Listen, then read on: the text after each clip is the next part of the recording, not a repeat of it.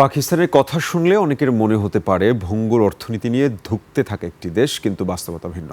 দেশটির কাছে কাছে পারমাণবিক বোমা রয়েছে। পাকিস্তানে রয়েছে জ্ঞান, বিজ্ঞান ও গবেষণার এক সমৃদ্ধ অধ্যায়। সেখানকার গবেষক ও বিশ্ববিদ্যালয়গুলো উদ্ভাবন ও প্রযুক্তিতে পিছিয়ে নেই, বরং তারা নিজস্ব প্রযুক্তিতে মাল্টিরোল যুদ্ধবিমান পর্যন্ত বানাতে সফল হয়েছে। এবার পাকিস্তানে জ্ঞান ও প্রযুক্তি গবেষণার দুয়ার বাংলাদেশের ছাত্রছাত্রীদের জন্য উন্মুক্ত হলো। বিস্তারিত নিসা আলমের রিপোর্টে।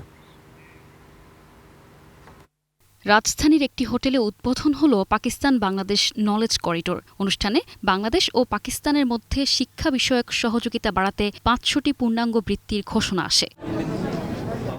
অনুষ্ঠানে শিক্ষামন্ত্রী ANM এহসানুল হক মিলন বাংলাদেশ পাকিস্তানের মধ্যে শিক্ষা সহযোগিতা সম্প্রসারণের ওপর গুরুত্ব আরোপ করেন।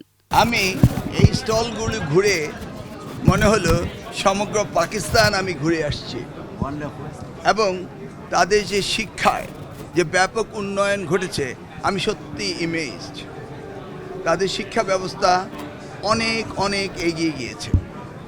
আমি তাদের স্বাগত জানাই যে আমাদের বাংলাদেশে এসে আমাদের মেধাবী শিক্ষার্থীদের তাদের দেশে ফুল স্কলারশিপ দিয়ে নিয়ে যাচ্ছে।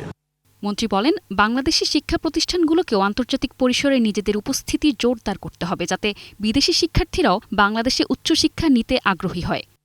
আমাদের শিক্ষা প্রতিষ্ঠানগুলো এইভাবে উন্নতি সাধন করুক এবং বিদেশি স্টুডেন্টরা আসুক আমাদের দেশে, এবং এই গ্লোবাল ভিলেজে আমরা যেন সকলেই শিক্ষায় মান উন্নয়ন করতে পারি এবং এই প্রতিযোগিতায় যেন আমরা টিকে থাকতে পারি।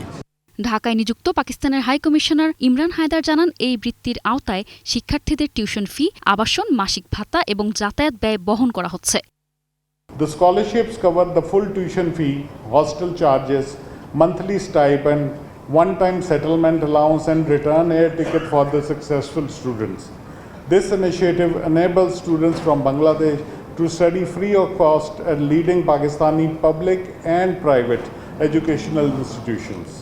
এক্সপোতে পাকিস্তানের বেশ কয়েকটি শীর্ষস্থানীয় বিশ্ববিদ্যালয় অংশ নেয়। নিশা আলম, একুশে টেলিভিশন।